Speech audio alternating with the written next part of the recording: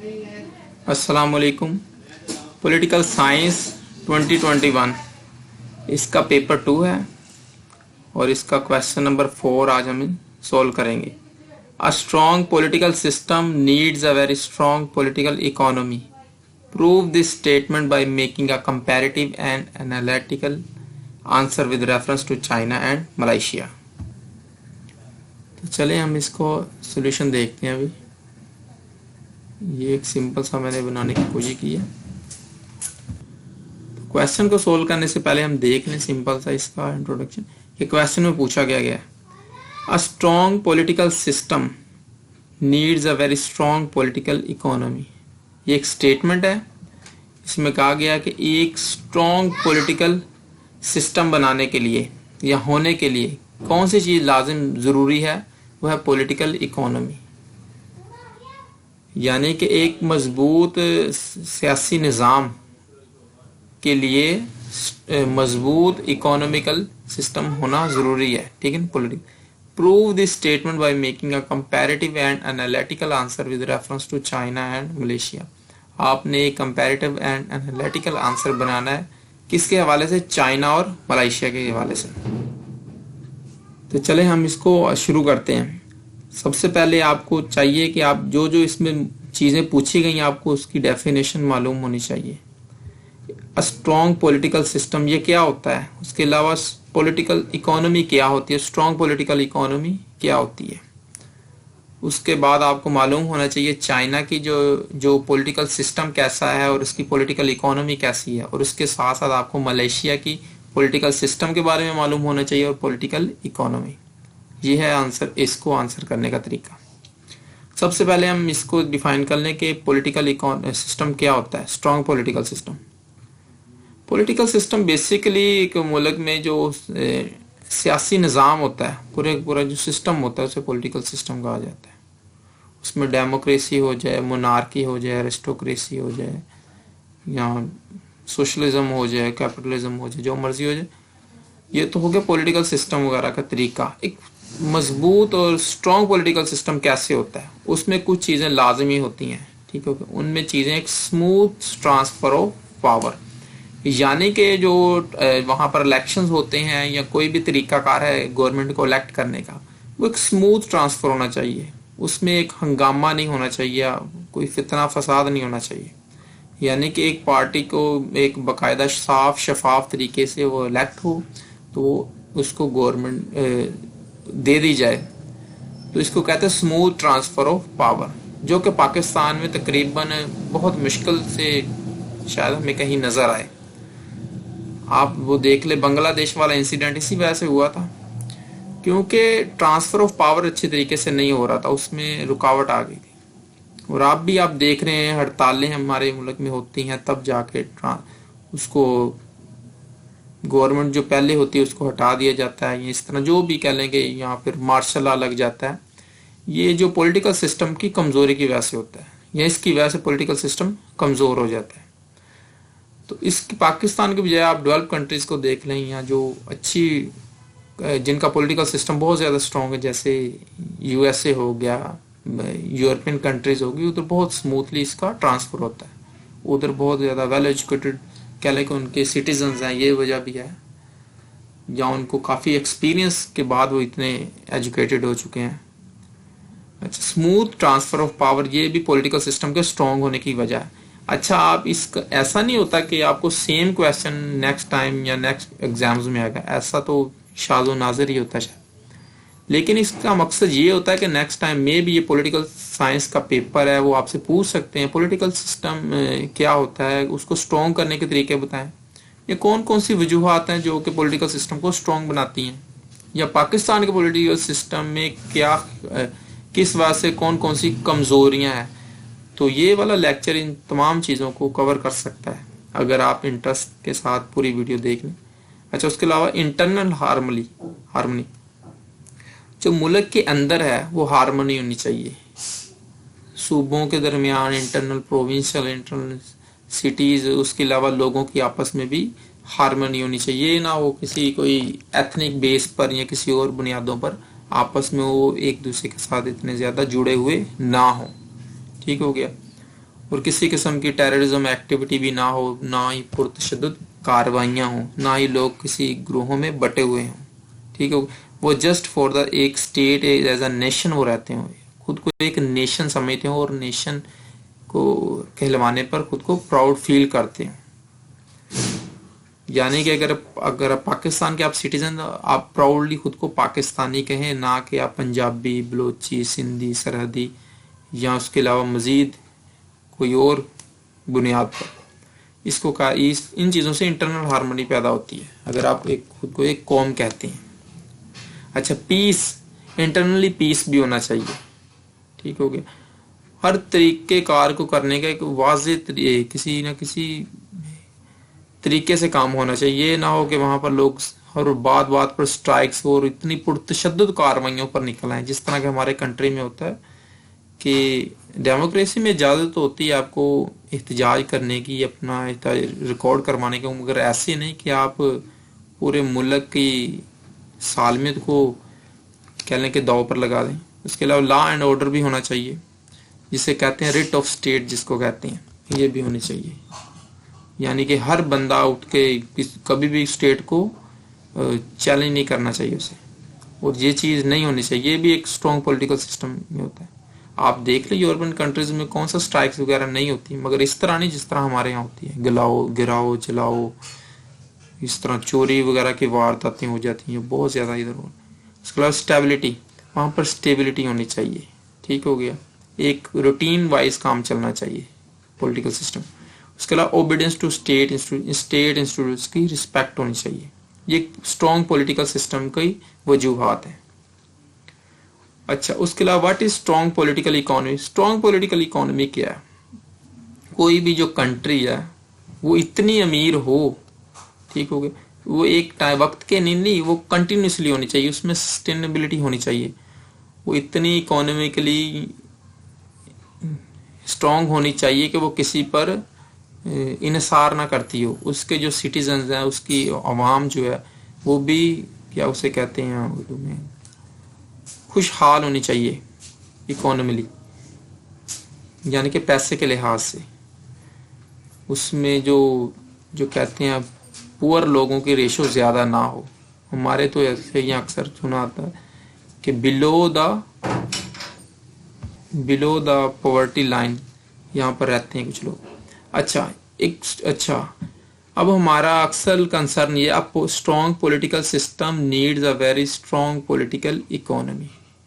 اب ہم نے دونوں چیزیں دیکھ لی کہ اسٹرانگ پولیٹیکل سسٹم کیا ہوتا ہے, پولیٹیکل اکانومی کیا ہوتی ہے.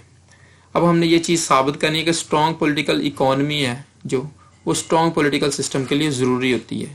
یعنی کہ اگر کوئی کنٹری رچ ہو, سیلف سفیشینٹ ہو, خود چیز اس کی مارکیٹ اچھی ہو, اگر یہ تمام چیز, اچھا, economy well being of the citizen, self sufficiency, اس کے ساتھ اس کی مارکیٹ جو ہے وہ اچھی, مارکیٹ لحاظ سے وہ اچھا ہونا چاہیے. اس کے علاوہ اس کی ایکسپورٹس اچھی ہونی چاہیے, اور اس کے علاوہ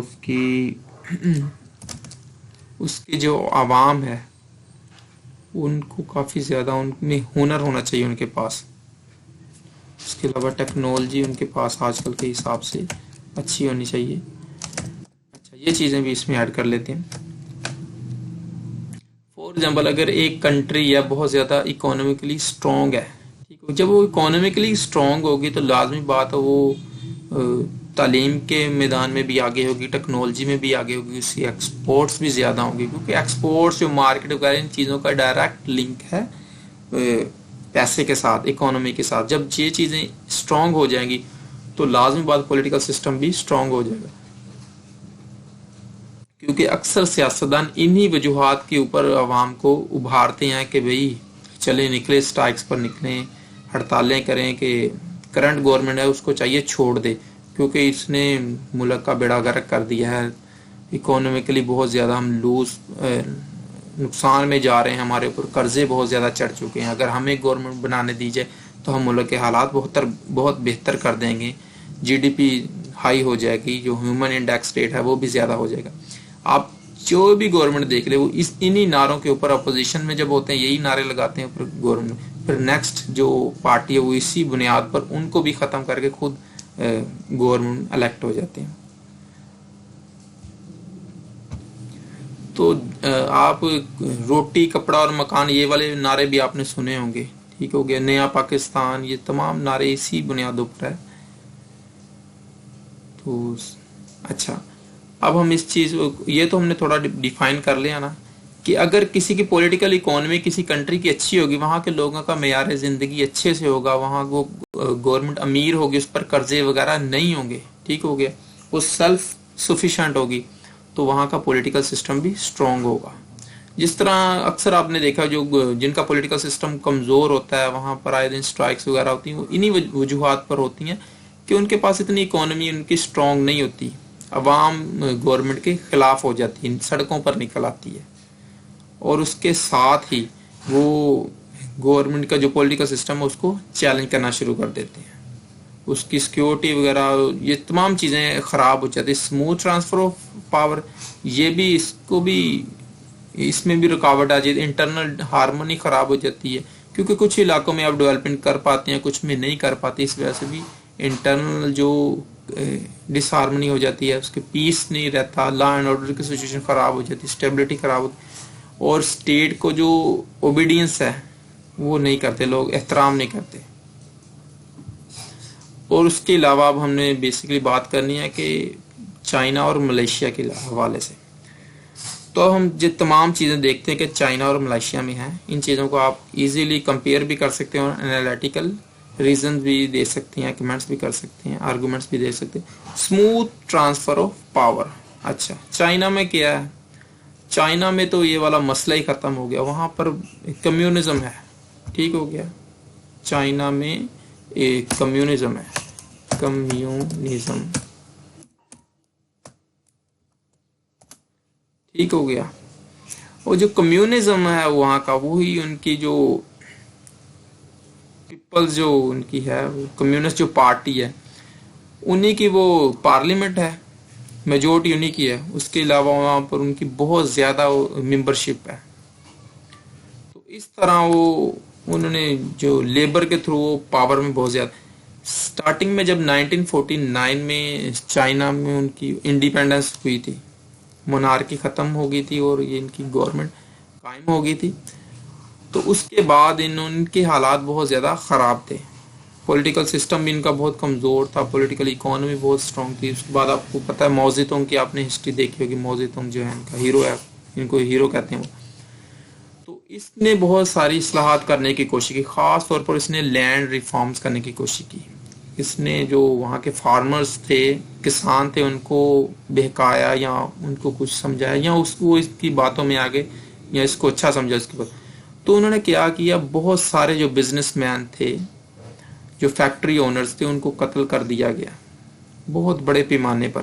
جو لینڈ لارڈز تھے، زمین جن کے پاس تھی، اونرز جو تھے، ان کو قتل کیا گیا. اس طرح ان کی جو پراپرٹیز تھیں وہ اسٹیٹ کے پاس چلی گئی، انہوں نے آپس میں اس طرح اس کا فائدہ لیا. تو جب بڑے پیمانے پر ان کی قتل و غارت ہوئی تو اس طرح یہ جو ملک میں پھر بھی کوئی بہتری نہیں آئی، اسی طریقے سے تھوڑی بہت سسٹم چلتا رہا. اس کے بعد ڈینگ لی یا اس طرح کوئی پرسن ہے ان کے چائنا کے بہت مشہور، انہوں نے کیا کیا، انہوں نے آج جو چائنا بہت زیادہ اکانومیلی اسٹرانگ ہے، اس کی وجہ صرف اور صرف وہ پرسن ہے. انہوں نے پہلے تو کہا اوپن، کہ چائنا کو اوپن کر دیں. تو پوری دنیا میں انہوں نے بزنس کرنا شروع کر دیا انٹرنیشنل مارکیٹس میں. انہوں نے ان کے پاس اتنی لیبر ہے کہ کہہ لیں کہ پورے کا پورا چائنا جو عوام ہے ان کی لیبر ہی ہے ان کی بیسیکلی. تو اب ہم یہاں پر ہیومن رائٹس کے متعلق بات نہیں کر سکتے، ہمارا ٹاپک نہیں. تو انہوں نے بہت زیادہ، ان کے پاس لیبر تھی تو سستی لیبر کہہ لیں گے، تو بہت زیادہ انہوں نے ایکسپورٹس کی، اتنی ایکسپورٹ کی اور ابھی تک کر رہے ہیں. آپ ہمارے کنٹری میں دیکھ لیں چائنا کے کتنے زیادہ ایکسپورٹس ہیں. تو اس طرح یہ دن بہ دن بہت زیادہ اسٹرانگ ہو چکے ہیں. وہ کیسے، جب ان کی اکانومی اسٹرانگ ہوئی تو ان کا پولیٹیکل سسٹم مزید، پہلے بھی اتنا کمزور نہیں تھا ماؤ زیڈونگ کے بعد، آہستہ آہستہ یہ اسٹرانگ رہے، مگر اندرونی ان کے حالات اتنے اچھے نہیں تھے. ٹھیک ہو گیا. ان کی اسموتھ ٹرانسفر آف پاور میں بھی کچھ مسئلے ہوئے، کیونکہ جو ماؤ زیڈونگ ہے اس کی جو مسز ہے اس کو بھی انہوں نے ملک بدر کر دیا تھا، کیونکہ ان کے انٹرنل کوئی معاملات ہوئے تھے. کچھ اور ادھر ایتھنک بیس بھی کچھ معاملات تھے, لا اینڈ آرڈر, اسٹیبلٹی اور تھوڑے بہت معاملات تھے. مگر جب یہ اکانومکلی اسٹرانگ ہو گئے تو انہوں نے فورسفلی یا کچھ اصلاحات کر کے انہوں نے ادھر چینجنگز لائیں اور اپنے پولیٹیکل سسٹم کو اسٹرانگ کر لیا. وہ کیسے؟ کیونکہ ان کی پولیٹیکل اکانومی بہت زیادہ اسٹرانگ ہو گئی تھی, ان کے ہیومن انڈیکس ریٹ وہ اچھا ہو گیا تھا, جی ڈی پی بہت زیادہ ہو چکی تھی. اس کے علاوہ جب ہر بندے کو جاب ملنے لگی, کھانا ملنے لگا, کوئی بھی غریب نہیں رہا, تو اس سے پولیٹیکل اکانومی کی وجہ سے پولیٹیکل سسٹم ان کا بہت زیادہ مضبوط ہوگا. اب تو یہاں تک ہے کہ وہاں کا کوئی پرسن بھی اپنی گورنمنٹ کے اگینسٹ کوئی لفظ نہیں کہتا. وہاں پر اس طرح کی آزادیاں نہیں ہیں جس طرح ہماری کنٹریز میں, کیونکہ وہاں پر کمیونسٹ وہ اسٹیٹ ہے, وہ ایک اس کے علاوہ سیکولر اسٹیٹ بھی ہے, نہ تو ان کا مذہب کے ساتھ کوئی لینا دینا. اچھا, یہ چیزیں ہیں جس کی وجہ سے ان کی پولیٹیکل اکانومی اسٹرانگ ہوئی, ٹھیک ہے, اس کی وجہ سے ان کا پولیٹیکل سسٹم بھی اسٹرانگ ہو گیا. چائنا کا یہاں تک ہم نے بات کی. اب ہم آتے ہیں ملائیشیا کی طرف سے. ملائیشیا کیا تھا؟ ملائیشیا کو 1957 میں آزادی ملی تھی, یہ برٹش کی کالونی تھی. تو ادھر بیسیکلی وہاں پر کوئی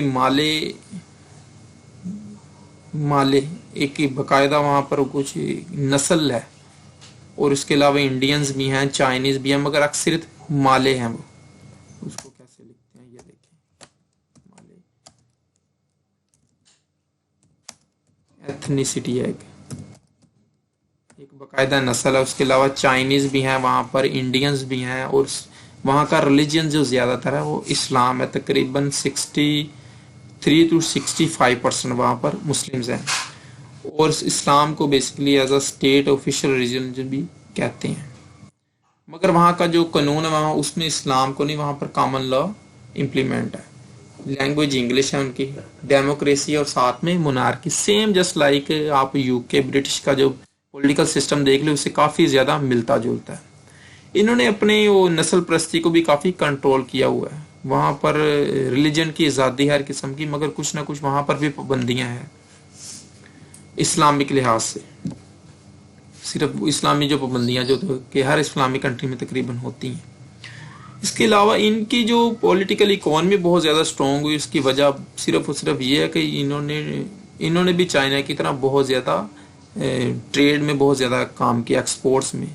آپ ان کی امیجز دیکھیں, ان کی سٹیز ایسے لگتی ہیں جیسے کہ یورپ ہے, پوری کی پوری وہ اتنی زیادہ ڈیولپ ہو چکے ہیں. وہاں پر ایجوکیشن لیول بھی ان لوگوں کا بہت زیادہ ہائی ہے, ٹیکنالوجی میں بہت زیادہ آگے. اس کے علاوہ جو چپس وغیرہ الیکٹرانک چپس جو ہوتی ہیں, الیکٹرانکلی انہوں نے بہت زیادہ کام کیا. اس کے علاوہ پیٹرولیم کے اوپر یا اور بھی انہوں نے ایگریکلچر میں بہت زیادہ کام کیا ہوا ہے.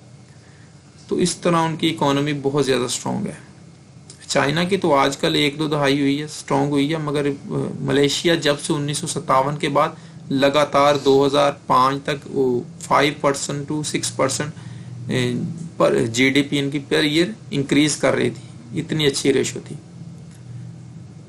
تو اگر جس طرح ان کی پولیٹیکل اکانومی اسٹرانگ تھی, اسی طرح ان کا جو پولیٹیکل سسٹم وہ بھی بہت اسٹرانگ تھا. وہاں پر کوئی کسی قسم کا مارشل لا یا اس طرح کا کوئی بدامنی نہیں ہوئی. یہ تمام کے تمام یہ جو چیزیں میں نے لکھی اسٹرانگ یہ تمام کی تمام چیزیں وہاں پر ہیں اور رہی تھیں. تو یہ وجہ صرف اور صرف ان کے پولیٹیکل سسٹم کے مضبوط ہونے کے پیچھے. ٹھیک ہے, اکانومی میں نے آپ کو ان کی بتا دی ہے. تو انشاءاللہ امید ہے آپ ان پوائنٹس کو لے کر کل نیکسٹ آپ کو سی ایس ایس یا پی ایم ایس یا کوئی بھی کمپیٹیٹیو ایگزام اس طرح کے کوئی کویشچن آ جاتا ہے کہ پولیٹیکل سسٹم کو کیسے اسٹرانگ کیا جا سکتا ہے یا کون سی وجوہات ہے جو پولیٹیکل سسٹم کو اسٹرانگ کرتی ہیں, دین آپ ایزیلی ان کو وہاں پر ڈسکس کر سکتے ہیں. اگر آپ نے میرا چینل سبسکرائب نہیں کیا دین کائنڈلی سبسکرائب کر لیں. اللہ حافظ.